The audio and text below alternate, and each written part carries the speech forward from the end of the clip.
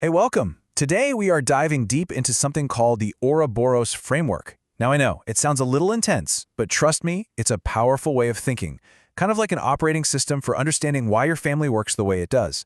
It offers a completely new lens to see the challenges we all face, so let's just jump right in. You know the one I'm talking about, right?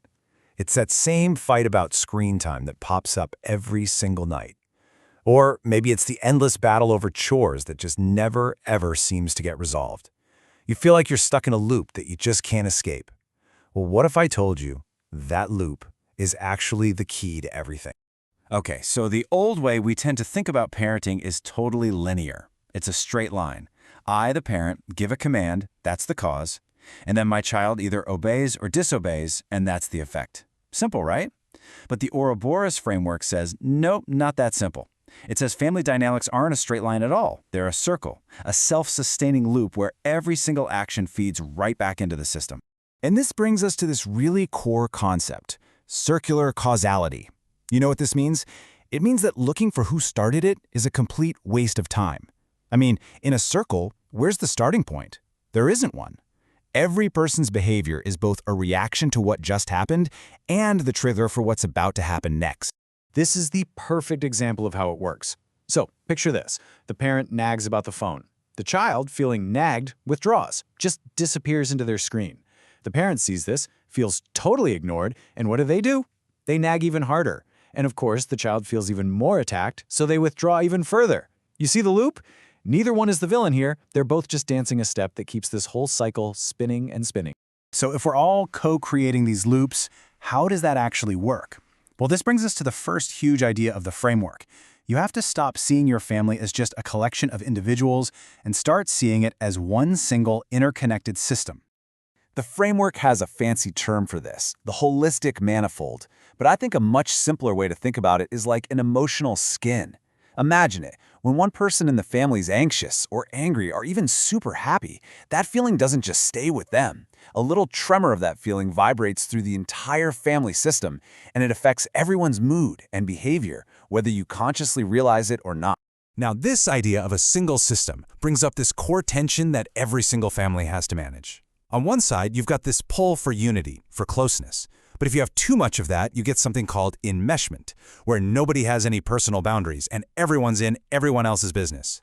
Then, on the other side, you've got the drive for multiplicity, for individuality, but too much of that and you get disengagement, where everyone is basically a lonely island living under the same roof.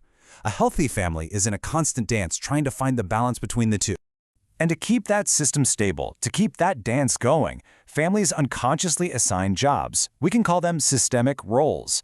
Now, these aren't things you talk about out loud, but believe me, everyone knows the part they're supposed to play to keep the family balanced, even if those roles are actually really limiting for the person in them. So let's look at two classic examples. First, you have the hero child. You know, the high achiever, the one who does everything right. The family needs them to be successful so the whole family can feel good about itself. But what's the cost for that kid?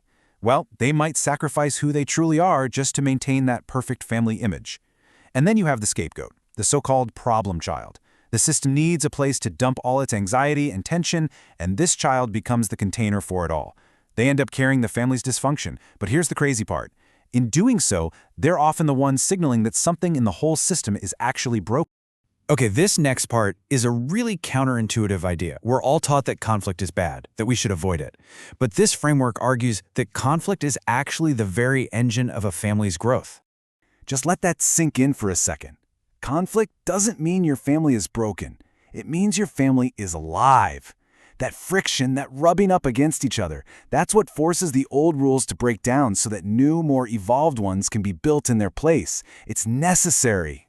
You see, family growth tends to happen in these four phases. First, you've got stability. Everything's comfortable, predictable. You have your routine.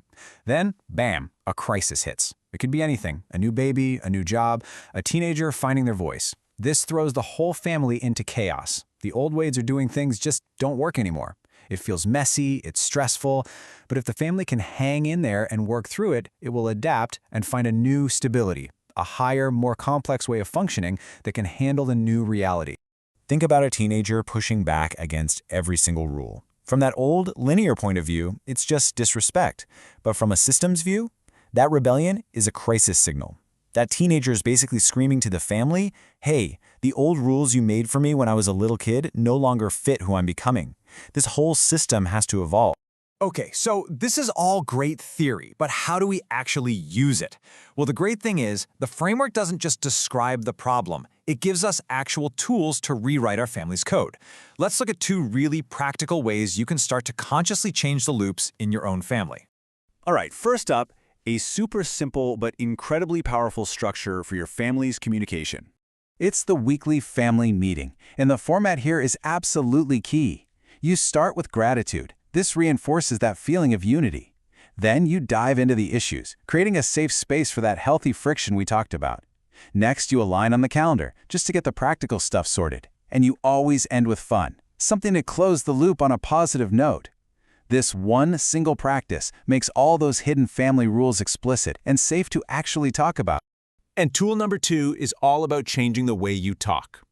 So instead of just issuing commands, you start asking what are called recursive questions. These are questions that make your kids think about their own thinking. So, for example, instead of just shouting, turn off the game now, you could try, hey, I saw that transition was really hard. What can we do next time to make it a little smoother? See the difference?